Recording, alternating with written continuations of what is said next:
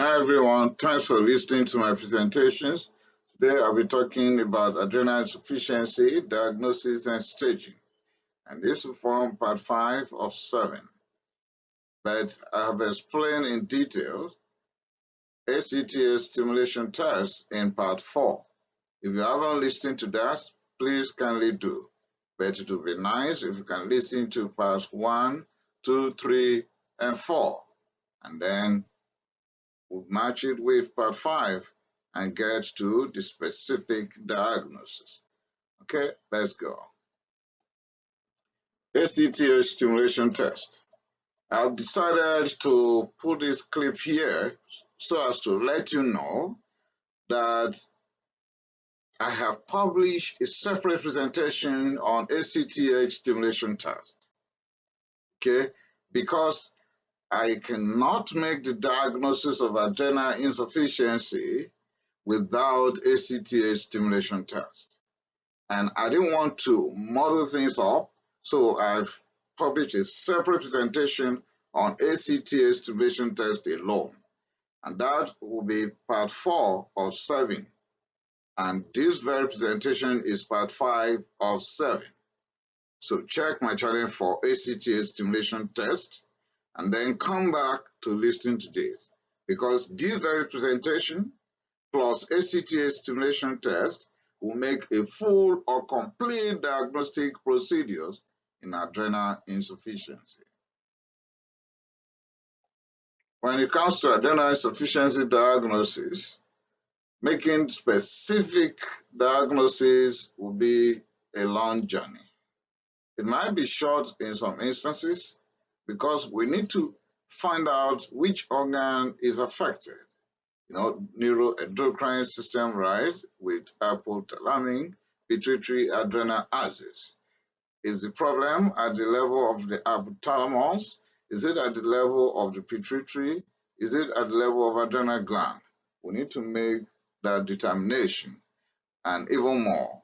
But the journey will start with complete history, thorough physical examination, make the determination whether we're dealing with acute adrenal crisis or Addisonian crisis, or it is chronic. In that case, it will be insidious and vague. And is this isolated ACTH problem where we're going to be dealing with severe hypoglycemia and severe hyponatremia?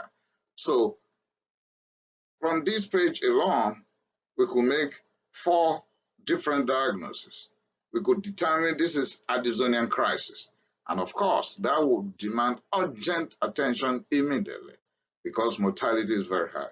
We could make that determination that this is chronic and the signs and symptoms will be vague, and then the course will be very gradual and very slow.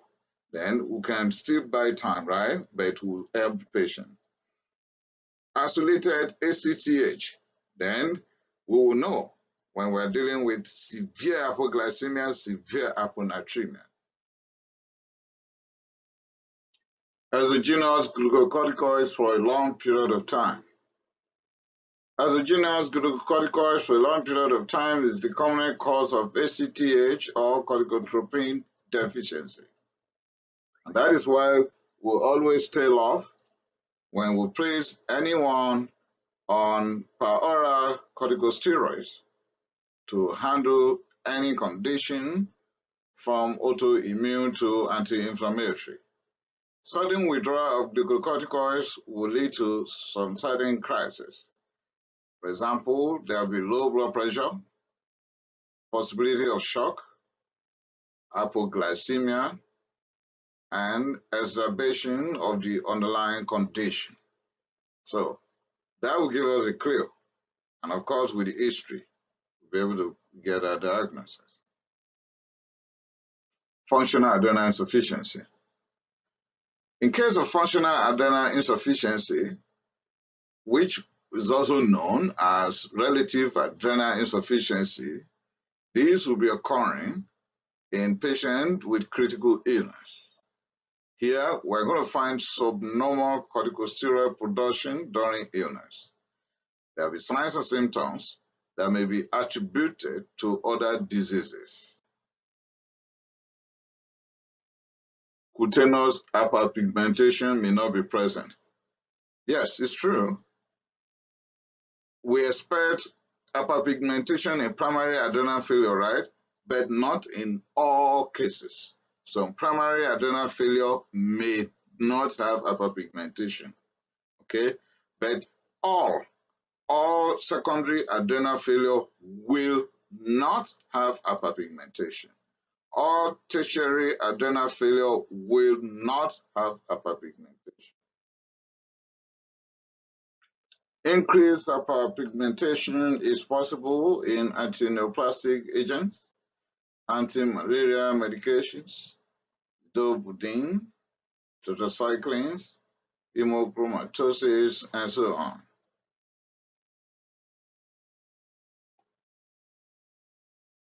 In primary adrenal failure, there's likelihood of increased stimulating hormone in untreated adrenal insufficiency at daytime, and 20% can have symptoms for greater than 5 years before diagnosis. If primary adrenal failure is established, then we have to find out if the patient is on the following medications. Mitotin is a steroidogenesis inhibitor and also a cytostatic antineoplastic agent. If the patient is on that might be the cause of this primary adrenal failure. Ketoconazole, someone is having fungi and is being given a fungal agent like ketoconazole, might be having primary adrenal failure. Metyrapol for control of hypercortisolism in Cushing's syndrome. Of course, when something is high and you want to bring it down, it can be too low sometimes. And that is the level with primary adrenal failure here. If on any of those, then our diagnosis is that this primary adrenal failure is drug-induced. Okay, 21, isolate antibodies. If the patient is not on any of those medications that I've just mentioned in the last 2 minutes, then we should measure 21 hydroxylase antibodies. If it is positive, then the diagnosis is autoimmune disease. If you are sure of other autoimmune disease or diseases, then you can make the diagnosis of a polyglandular autoimmune syndrome. If there is no other autoimmune disorder or there are no other autoimmune disorders, then we can make the diagnosis of an isolated autoimmune adrenal insufficiency. If not on those drugs, that is not on ketoconazole, mitotin, or metyrapol, and you've assayed the 21 hydroxylase antibodies and it's negative, then you do something else. What is that? Measure plasma very long chain fatty acids, please. If the value of the plasma very long chain fatty acids is raised, then we are dealing with adrenoleukodystrophy. And here, we might be dealing with 3 possible conditions. It's either we are dealing with childhood cerebral adrenoleukodystrophy or adrenomyeloneuropathy in adult men, and possibly Addison's disease. Therefore, genetic testing will be required right now for confirmation at this stage. If we have not arrived at the specific diagnosis yet, then we can proceed to our CT scan done. In that case, we'll have CT scan done if we are suspecting adrenal hemorrhage, infiltrative disease, malignant tumors, metastasis, or infection. If we have normal CT, I mean the report from the CT scan and radiologist report is showing normal adrenal gland, or the diagnosis of idiopathic adrenal insufficiency has been made. If primary adrenal insufficiency is not yet established, then we have to embark on ACTH stimulation test. The complete explanation on ACTH stimulation test has been published. You can check my channel for that, and that will be part 4 of this series. In that case, we will need to know basal plasma ACTH level. We will give our 250 microgram synthetic ACTH. Then we have to get pretest cortisol level. Then as a cortisol level 30 minutes after giving our injection, which could be given as 4 microgram per hour infusion. And of course, we'll check the cortisol level again after 60 minutes. You will get every piece of information you need as per ACTH stimulation test when you check my channel for that. Results.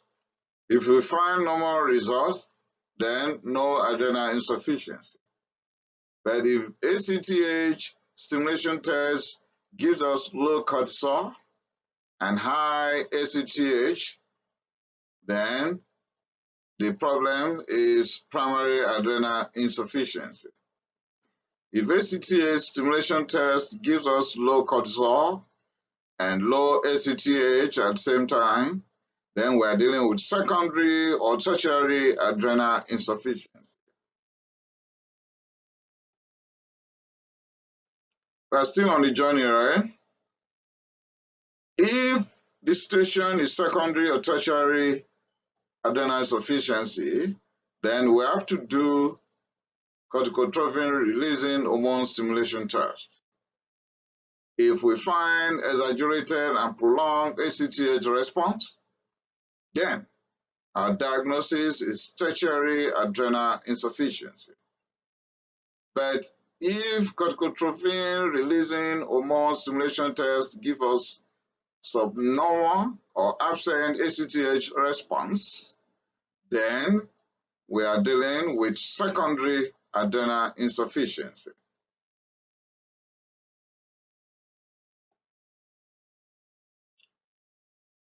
However, if the result is indeterminate cortisol or suspected pituitary disease, we can try methyl-rapone or insulin tolerance test.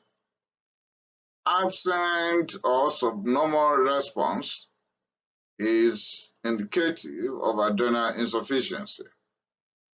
Normal response here will mean no adrenal insufficiency. So methyl-rapone or insulin tolerance test could be done if we are faced with indeterminate cortisol level or suspected pituitary disease. If the response is absent or subnormal, then it's adrenal insufficiency. But if we have a response giving us normal cortisol level, then there is no adrenal insufficiency. Autoimmune adrenalitis. Adrenal failure can be caused by autoimmune adrenalitis. And how are we going to get that diagnosis? It's going to be gradual. And this deficiency will span over a long period of time, even over years.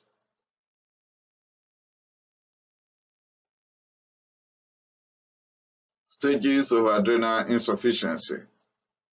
Stage 1 is increased plasma renin with normal or low aldosterone in the serum. Stage 2 is impaired serum cortisol response to ACTH stimulation. And stage 3 is increased morning plasma ACTH level with normal serum cortisol level.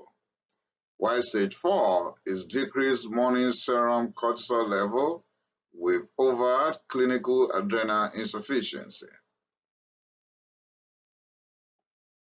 completely destroyed adrenal gland.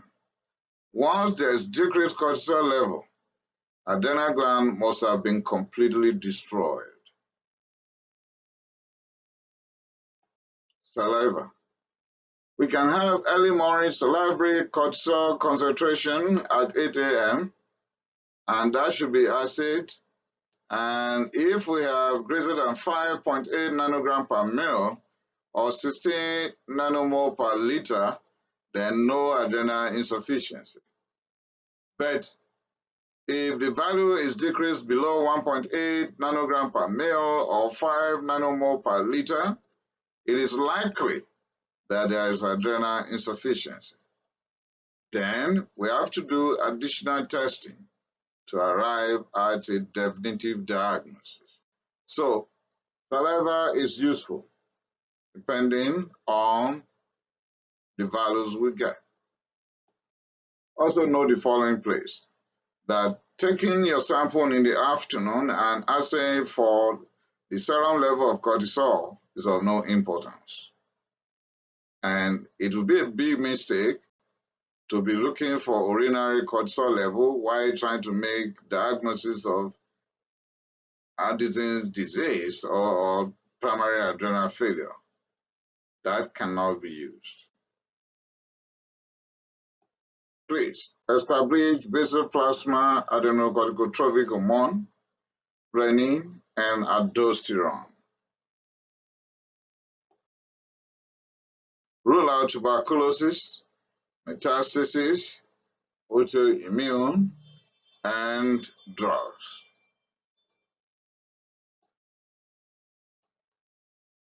Radiological investigation could be done. Abdominal CT will be appropriate.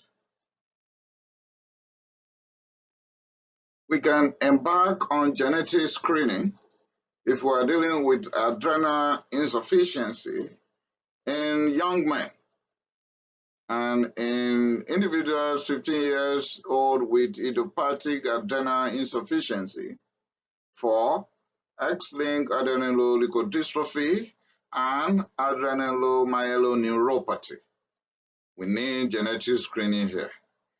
And with that, I've come to the end of this very presentation.